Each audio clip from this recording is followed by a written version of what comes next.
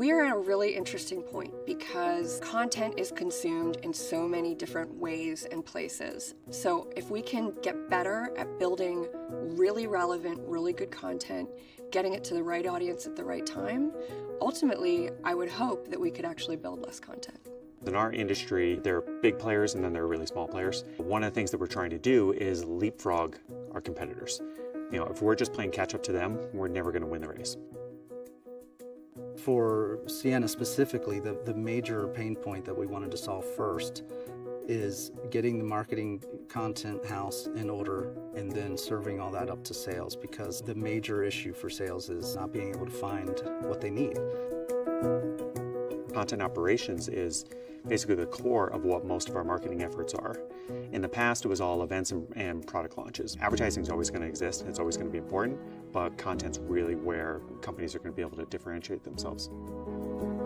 Everything's digital now, and certainly that's where we see an opportunity to really reach our customer. Content has played an ever-increasing role in being that touch point for us, and there's so many different digital mediums.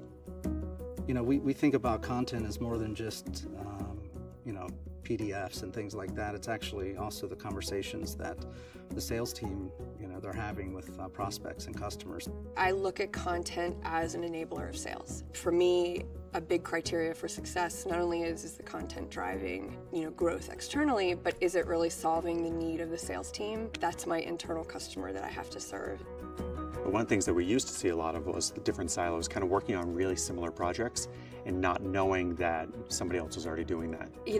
Having an understanding of what the team is working on, and certainly with leadership, they're most concerned about, are you growing the business or are you driving productivity? Being able to break down those silos, have that visibility, helps you drive a more impactful content strategy. It's a longer term challenge that we're trying to solve to really get our arms around this whole content monster, and so we're only part of the way there at this point, but we're getting there.